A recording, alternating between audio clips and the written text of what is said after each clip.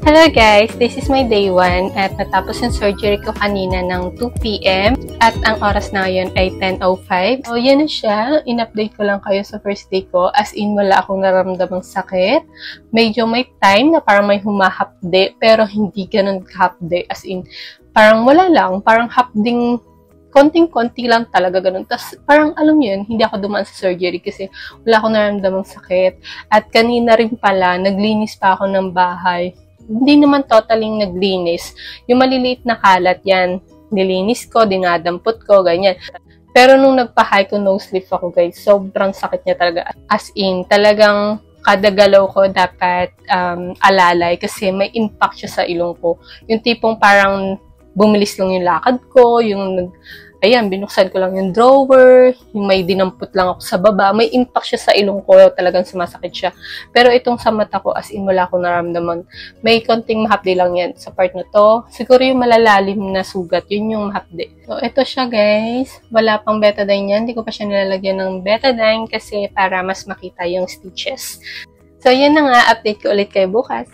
Hello guys! Kagigising ko lang and it's 7 AM. So, ito na yung itsura ng mata ko. Meron siyang betadine kaya ganyan yung itsura niya. At ngayon lilinisin ko siya.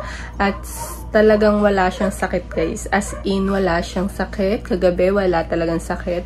Pero medyo nagluluha siya kaya medyo naiilang ako. Pero sobrang konting-konti lang yung pagluluha niya. At ngayon, medyo mas nadidilat ko na siya. Parang medyo mabigat pa rin pero mas komportable na ako konti ngayon kumpara kahapon pag dinilat.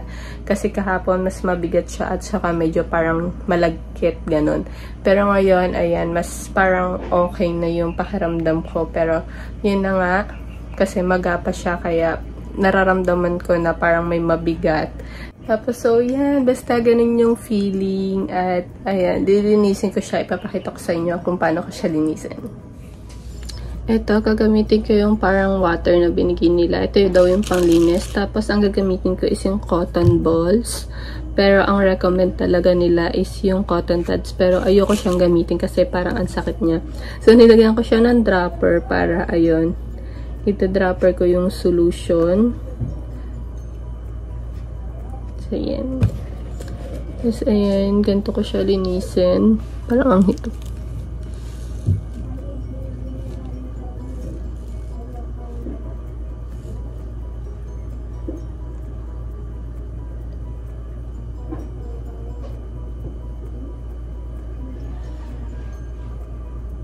Dinadrop ko yung solution para mas madikit sa balat yung parang yung tubig nga niya. So, ayan. Mabilis lang naman matanggal yung betadine. So, wait lang guys. Sasalamin na lang ako kasi medyo nahirapan ako. Basta ganun ko siya linisin yun. Pinakita ko lang sa inyo para may idea kayo kung paano ko siya linisin. So, eto na siya guys. Pagkatapos ko siyang linisin. So, yan na yung itsura niya. As in, wala akong naramdaman sakit ngayon at mas komportable na ako. Hello guys! Kakatapos ko lang maligo at ito yung unang ligo ko. So, kahapon lang ako nagpa-surgery at ngayon, naligo ako kasi super oily na talaga ng hair ko. Gustuhin ko man na hindi maligo kaso kailangan talaga kasi talagang super oily na ng hair ko. Pero ayun, todo tuwad talaga ako para hindi mabasa yung mata ko. So, yan na yung mata ko guys at hindi naman siya nabasa. As in, hindi rin siya natalsikan ng tubig. So, talagang alalay lang ako sa tubig para hindi talaga siya matalsikan or mabasa ng water. Kasi, 7 days ko siyang dapat hindi mabasa para mas mabilis yung paggaling. Hello guys! Kakalinis ko lang ng aking mukha at yung mata ko. So, ayan na siya. At day 2 ngayon. At ayan. Hindi ko pa siya nilagyan ng betadine para mas makita yung itsura niya. Tapos ngayong araw na to napansin ko, kanina kasing tanghali, nung nilinis ko siya, hindi ko siya nilagyan agad ng betadine. So, trinay ko lang naman na hindi siya lagyan ng betadine. Ang na-feel ko, yung mga sinulid, yung pinagputulan ng sinulid, tumutusok siya sa balat ko. kasi siguro nagda-dry na siya, ganun. Ayun, tumutusok siya. Pero nung nilagyan ko siya ng betadine na, ayun, umokay na siya, hindi na siya tumutusok. Siguro dahil nakadikit na siya sa balat ko. Pero ganun yung nararamdaman ko at wala akong nararamdamang sakit, as in wala. Zero pain talaga siya, guys. Tapos every time na lilinisin ko siya, ayun, naiilang ako kasi siyempre tahiyan. Pero wala akong nararamdamang sakit every time na nililinis ko siya. Pero hindi ko rin siya sobrang dinidiinan kasi siyempre natatakot din naman ako. Pero yun nga, wala akong nararamdamang sakit. Tapos ayun, pumunta pa ako sa bahay ni Papa kasi birthday ng bunso kong kapatid. So yan, belated happy birthday Alvin. Yan, sa bunso namin kapatid. Tapos doon, talagang parang wala lang yung mata ko. Wala akong nararamdamang sakit. Tapos kumanta-kanta pa ako, diba? Tapos ngayong araw na to, nakapagluto pa ako kasi talagang wala akong nararamdamang sakit, guys. Parang hindi na surgery yung mata ko. So, yun. Ayan. In-update ko kayo sa aking second day. At yan na siya. Medyo maga siya. At ngayon palang maghapon, 2 beses ko lang siya na cold compress. Kasi naka-cold compress ko lang siya every time natulog yung baby ko. Kaya, ayun. Hindi ko siya naka-cold compress every 2 to 3 hours. Kasi yun yung recommend. 2 or 3 hours ayun, yung pagitan na i-cold compress siya. So, hindi ko siya nagagawa kasi nagagawa ko lang siya tuwing tulog yung baby ko. Pero, ayan, yung pamamaga niya, hindi naman siya sobrang magang-maga. At mas nabubuka ko na yung mata ko. Ayan, mas nabubuka ko na siya. Kumpara kahapon, kasi kahapon yung day 1, talagang after surgery, siyempre, mas magang-maga siya at ayan, mas naiilang ako noon kasi medyo parang malagkit pa yung part ng tahi. Pero ngayon, as in, wala akong nararamdaman at mabigat lang siya pag binubuka ko yung mata ko. Pero ngayon, mas nabubuka ko na yung mata ko at mas okay na siya ngayon. So, update ko kayo ulit bukas. Hello guys, kagigising ko lang at eto na nga yung mata ko. Hindi ko pa siya nalilinisan, as in, kakabangon ko lang. Tapos dito, sa part na to, ayan, namamaga na siya. Kasi nga kahapon, 2 beses lang napag-cold compress. So, mamaya magka-cold compress ako. At sabi nila, ika-3rd day naman daw talaga lalabas yung pamamaga. Ayan, namamaga sa part na to. Ayan, namamaga siya. Pero wala pa rin ako nararamdaman kahit na anong pain. As in, wala. Feeling ko nga hindi ako nagpa-surgery ng mata ko. Kaya sobrang happy din talaga ako kasi talagang wala akong nararamdamang sakit at komportable na ako simula kahapon. Nadidilat ko na rin yung mata ko. Feeling ko normal ko na siyang nadidilat. Hindi ko na masyadong nararamdaman yung bigat sa mata ko. Pero, ayun, may time pa rin na pag naaalala ko na nagpa-surgery ko, ayun, minsan nasa isip din talaga natin. Ayun, pag naaalala ko siya, feeling ko tuloy na ilang ako sa mata ko. Pero, wala talaga akong nararamdamang pain, as in zero pain talaga siya, guys. At, ayun, ngayon lang naman siya namaga. So, mamaya titignan ko kapag nawala na yung maga niya. Ito na siya, guys. Kakatapos ko lang maglinis. Lalagyan ko na siya ng betadine mamaya. So, ayan na yung itsura ng sugat niya. As in, dry na siya. Pero, ayan. Ilalagay ulit ako ng betadine. Hello guys, ayan. Patulog na ako ngayon. At nalinisan ko na rin yung mata ko. At nalagyan ko na rin siya ng betadine. So, ayan na yung itsura niya. So, namamaga pa rin siya at yung part dito, namamaga pa rin. Pero hindi na siya ganun kamaga tulad kaninang umaga. So, bukas, follow-up check-up po kay Doc. So, ayun, iko-concern ko yung tumutusok sa mata ko, yung sinulid. Kasi tumutusok pa rin talaga siya. Kaya, ayun, medyo masakit siya. So, yun, sa maghapon, okay naman yung mata ko. Wala naman akong naramdaman. At, ayun, 2 beses lang din akong nakapag-cold compress. Kasi yung baby ko, kinukuha niya yung ice pack sa mata ko. Kaya, ayun, nakapag-cold compress lang ako pagtulog siya. Kaya, ayan, 2 beses lang ako ulit nakapag-cold compress ngayong maghapon. Kaya, ayan, tuloy yung pamamaga ng mata ko. So, parang ang tagal tuloy mawala. Pero, ayun, 7 days naman talaga yung sobrang mamamaga yung mata. Tapos, 1 month bago talaga siya maging parang magno-normal. Yun ang sabi sa akin, 1 month siya bago talagang parang mahuhupa yung maga. Pero, 2 to 3 months daw talaga yung fully healed ng surgery sa mata. Pero after 7 days, pwede naman na daw siyang lagyan ng makeup, ganyan, basta sarado na yung sugat. So, check naman yun ng doktor kung okay na siyang lagyan ng makeup. Tapos, yun lang naman, kasi wala rin namang sinabi sa akin na bawal akong magbuhat ng mabibigat. At yun, yung baby ko, binubuhat ko naman siya. Wala naman siyang impact sa mata ko. Kasi start kahapon, at ngayon, pinapatulog ko na yung baby ko, hinihele ko na siya. At ang bigat ng baby ko, kaya talagang, ayun, wala namang impact sa mata ko. Kaya feeling ko okay na okay siya. So, yan, update ko ulit kayo bukas. Hello guys, ayan, kagigising ko lang. At ito yung itsura ko pagising.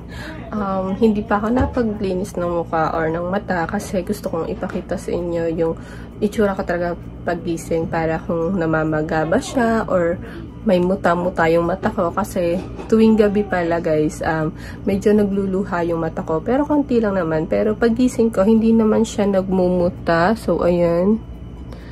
Yan yung mata ko at hindi naman siya nagmumuta kasi 'di ba pag nagluluha yung mata natin dapat maraming muta pagising. So, ganun.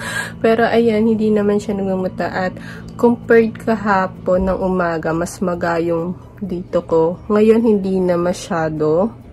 Tapos, ayan, yung itsura ng mukha ko. So, sana makapag-cold compress ako mamaya. Kasi yung baby ko talaga. Tapos, ayan, tumutusok pa rin yung sinulid dito. Ayan, ito, ayan. Yan. Tumutusok siya. Masakit talaga pag tumutusok siya. So, yun lang naman. Pero, overall, wala pa rin sakit talaga. Tapos, mas nadidilat ko na rin yung mata ko. Pero, pagka yung super dilat na dilat, nararamdaman ko pa rin mabigat yung dito sa eyelid ko. Pero, ayun, wala pa rin siyang pain. As in, wala pa rin akong naramdamang sakit. So, ayan. So, maglilinis na ako ng mukha at ng mata ko. Update ko ulit kayo mamaya. Hello guys, ayan, kalilinis ko lang ng mata ko at hindi ko pa siya nilalagyan ng betadine kasi gusto kong ipakita yung part na to.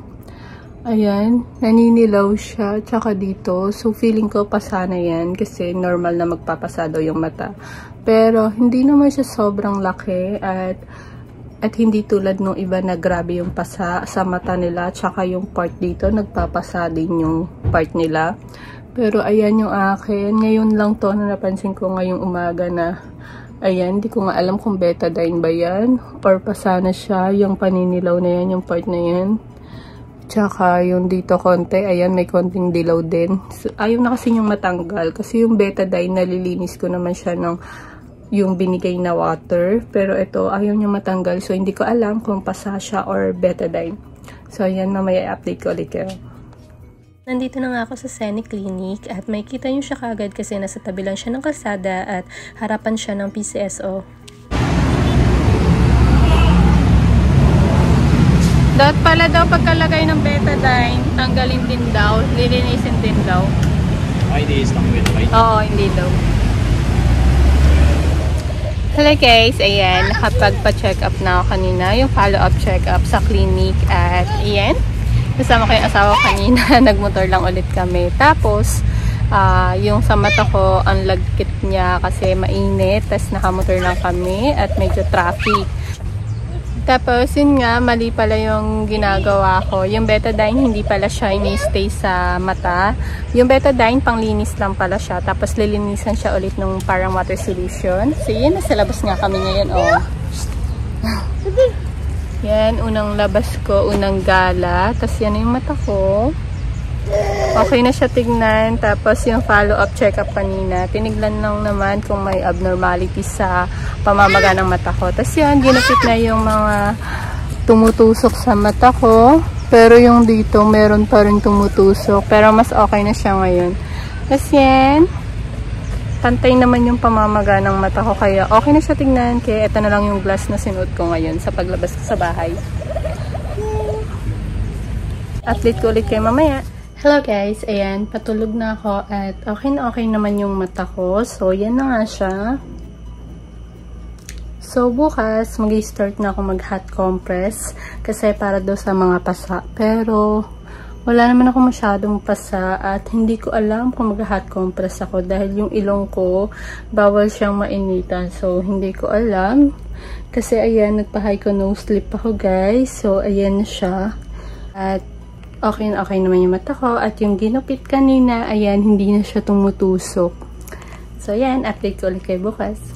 Hello guys! Ayan, kakatapos ko lang maglinis ng mukha ko, tapos yung mata ko. So, kaninang umaga hindi ako nakapag-update at ngayon ay gabi na, matutulog na ako. So, yan yung itsura ng mata ko. At kaninang umaga, mas magayan at yung part dito may naninilaw.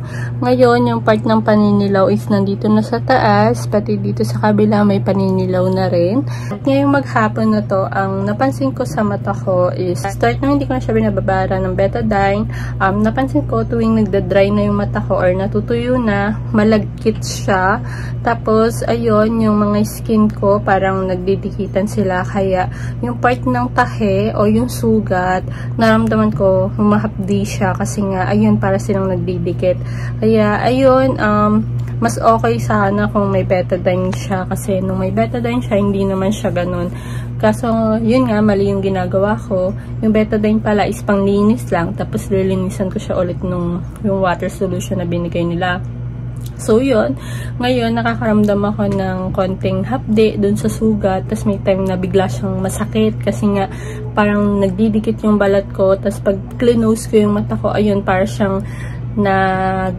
yun nga, nakadikit siya. Kaya, ayun, medyo masakit na mahapde. Pero, hindi naman siya totaling ganon. Pero, yun na nga, nakakaramdam na ako ng hapde dun sa sugat. Tapos, ayun, tinanong ko kung may ointment na pwedeng ilagay para nga hindi siya masakit or hindi siya mag-dry. Wala daw, yan lang daw yung kailangan kong i-apply sa mata ko, yung betadine, tsaka yung binigay nilang parang water solution.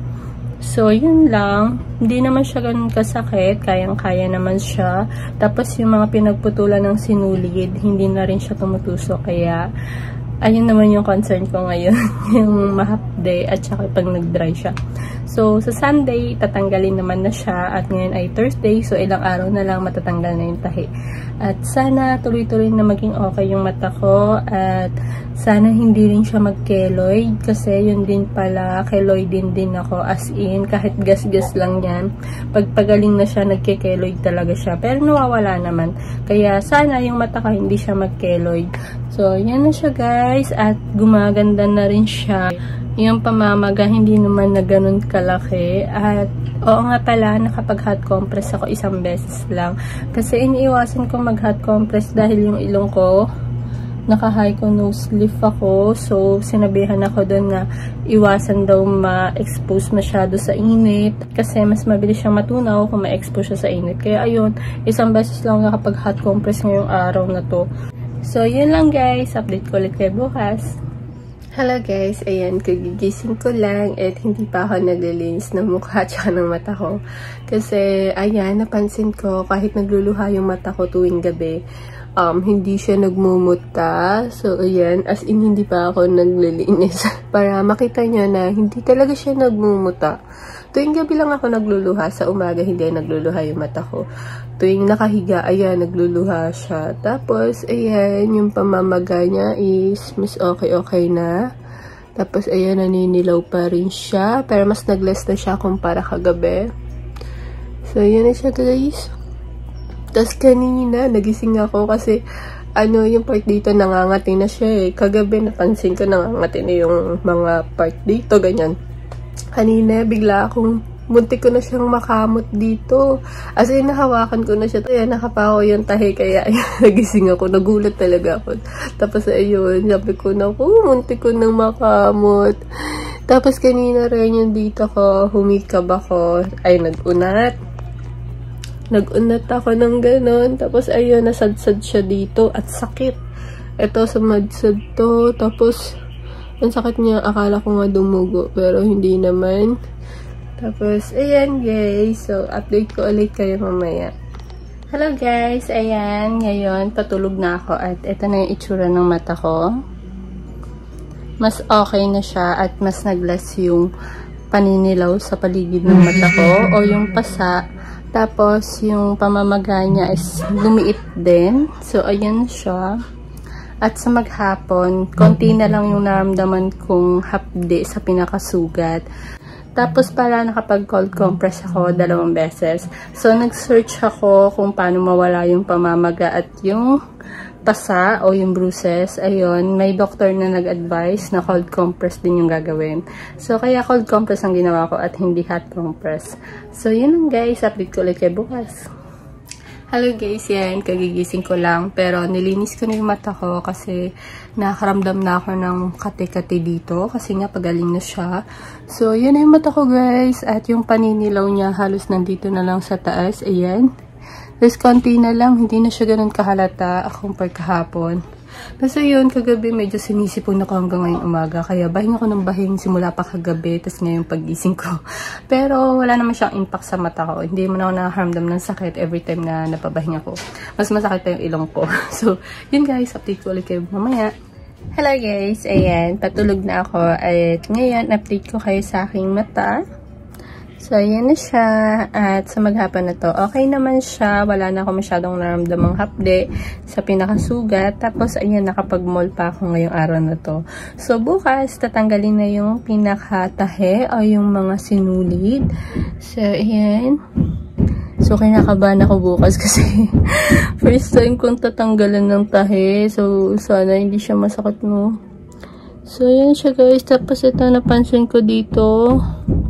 Wala, wag naman sana keloid kasi ayan o, parang siyang umuumbok.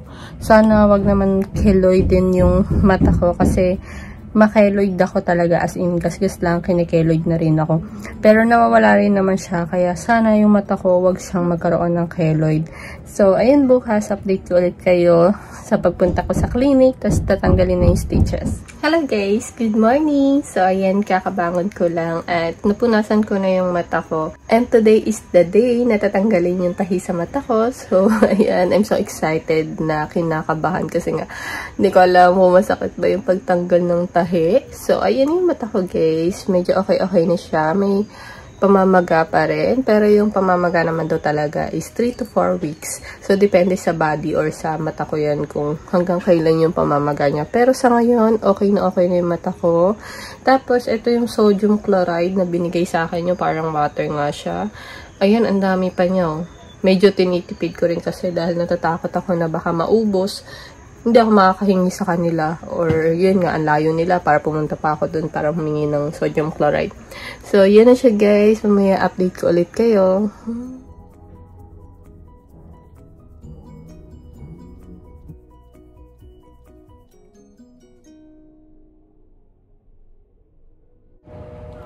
Hello guys, ayan, hindi ko kayo na-update kahapon kasi kahapon tinanggal yung tahi ko sa mata ko at ayan na nga siya.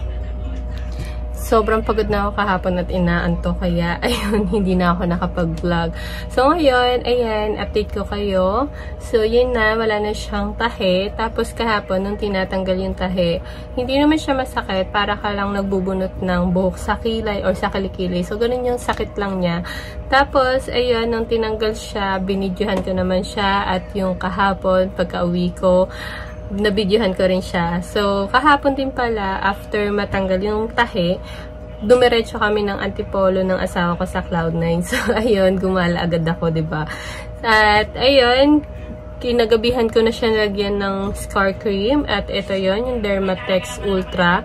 Ito yung na-recommend sa akin doon kasi meron din sila doon na Dermatex Ultra pero mas mahal, 2,000 pesos. Kasi brand yon doon sa Vietnam. Kaya mas mahal siya.